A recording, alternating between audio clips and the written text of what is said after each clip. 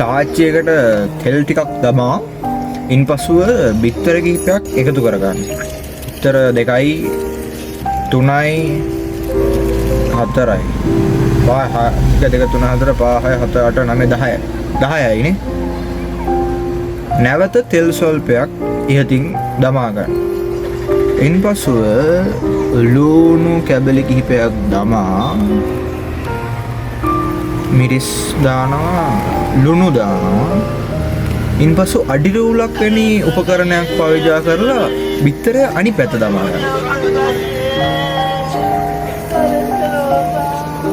නැවතත් ගම්මිරිස් වගේ නේ ගම්මිරිස් දානවා.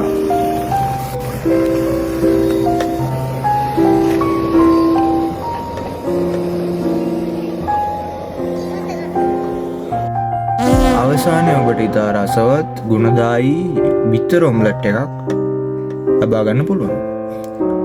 මේ රෙසිපි මගෙන් විතරයි ඔයාලට හම්බෙන්නේ.